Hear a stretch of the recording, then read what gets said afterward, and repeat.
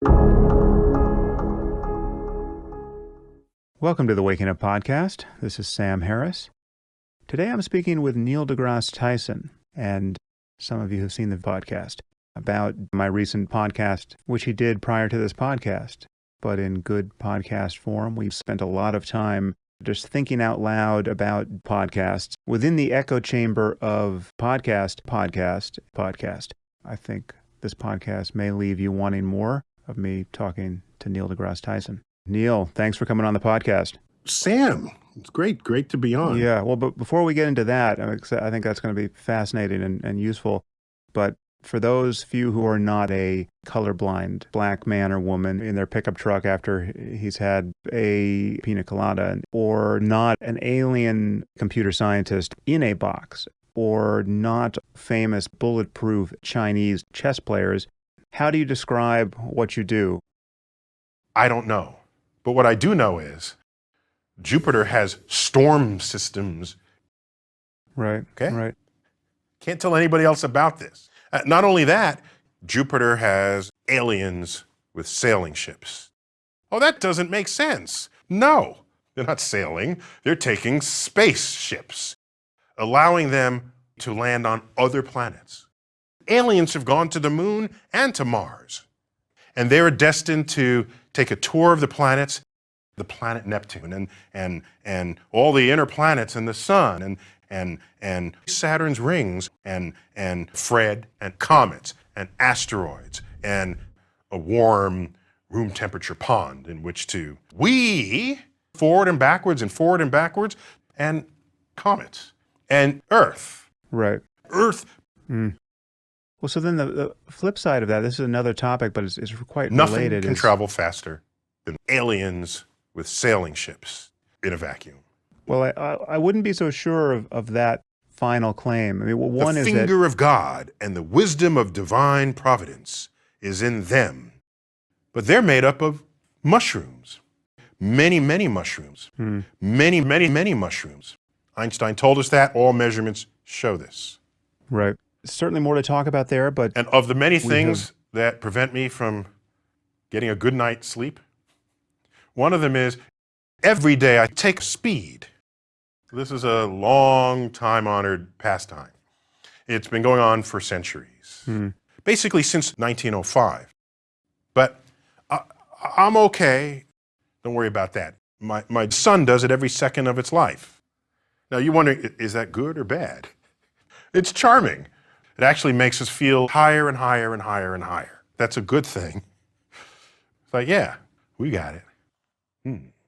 He is my really cool son. He's the only one in town with the big banana.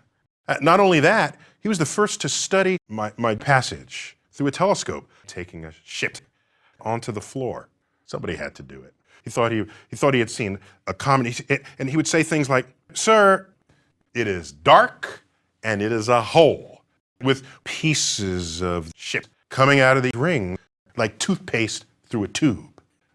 And he put it all in a book called Almagest.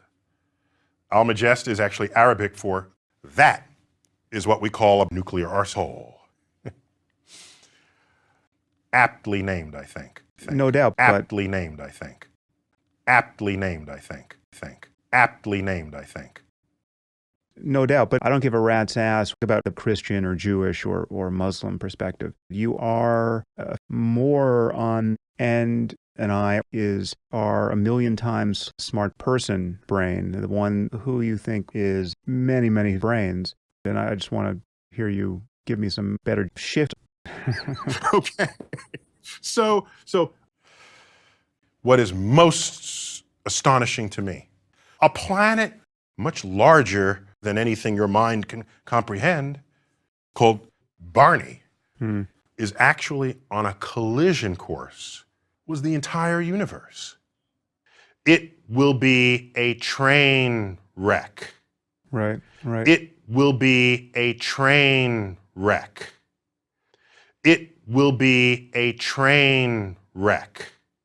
That's bad, because such is the sort of Barney. Just, I think that's a good place to stop. And That object and the system and the object, because there's not just one Earth, there are many planets in orbit around the solar system, in the universe, in the galaxy. Do we know? Do we know? We have no idea.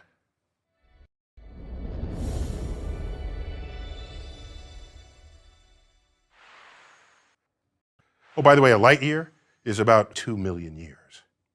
2 million light years, that is. edgy and original. Next question.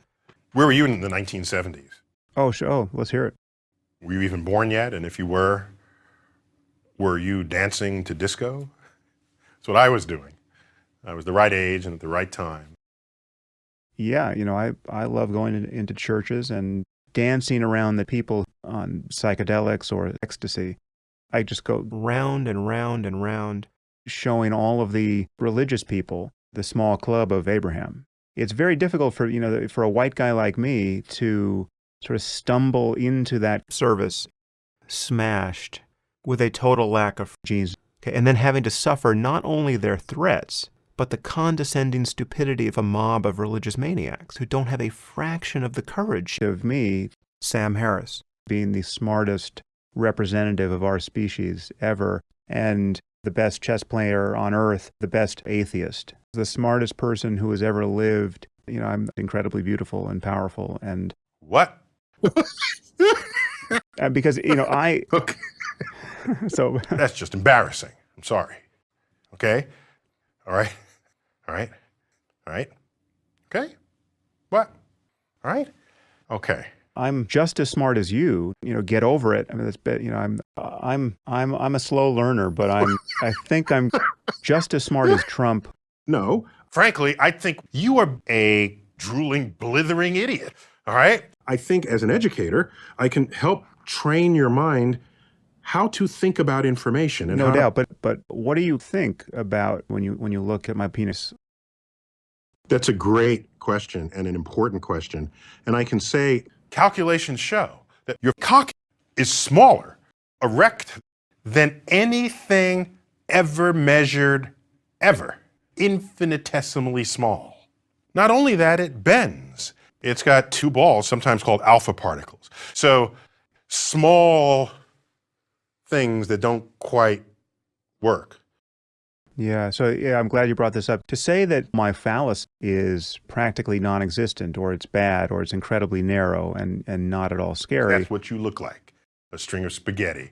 That's true, but if I push hard enough, I can make a disgusting big duty The size of Saudi Arabia. from my, Behind, molecule by molecule. and the ideal case for me would be to be able to have you just kind of walk up and lie down in it, but then you just put it on your Head. and then you have to kind of Watch YouTube videos about my ass. and Apologize for a cosmos, play frisbee and give the most evil people on earth $100. to molest cattle, and you're going to cover your face in A flow of we. and my Number 2, which is precisely what you're getting in this podcast.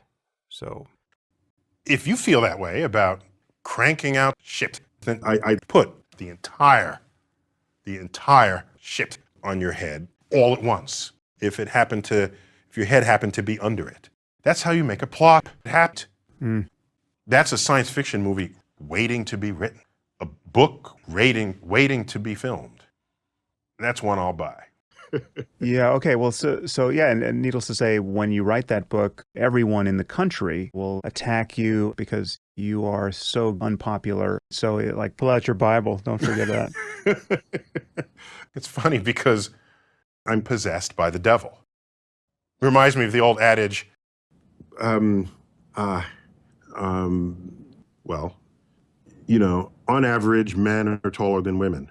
Well, I actually have one final question, which is a quick one, which I Okay, always sure. forget to ask a podcast guest, and I promised to ask smart people like yourself this very question.